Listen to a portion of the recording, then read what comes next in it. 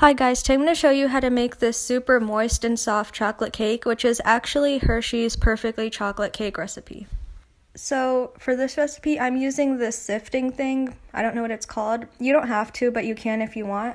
And you start by adding 1 3/4 cup of all-purpose flour, and then add 3/4 cup of Hershey's cocoa powder or any cocoa powder. And then add 1 1/2 teaspoon baking powder and 1 1/2 teaspoon baking soda and a little bit of salt, like half a teaspoon of salt, and then I sifted it, and you can just mix it all together.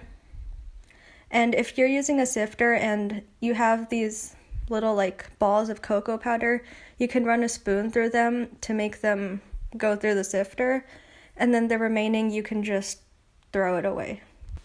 And then you want to add 2 cups of granulated sugar, and I didn't sift this just cause, and then you mix it all together.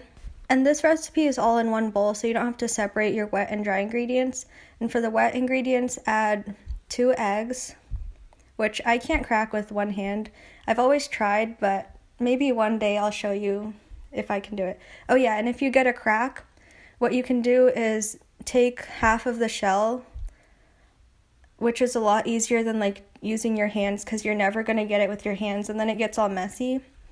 So you just have to scoop it out, and it's really easy. Wow! And it's also a lot cleaner.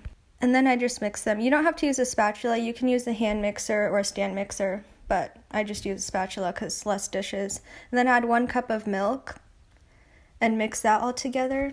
And this is where I was regretting using a spatula instead of a hand mixer, but it worked out.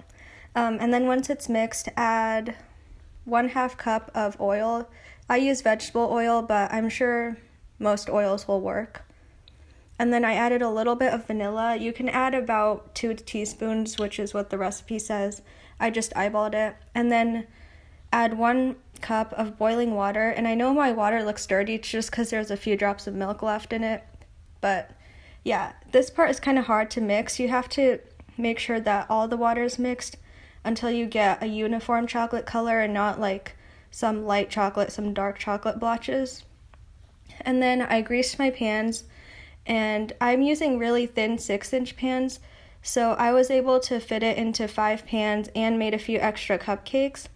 But if you're using taller pans, you might not be able to. Mine were really thin. And yeah, that's it. Thanks for watching. Also, please comment down idea videos that you want me to do, and please subscribe and like, and yeah, I hope you have a great day.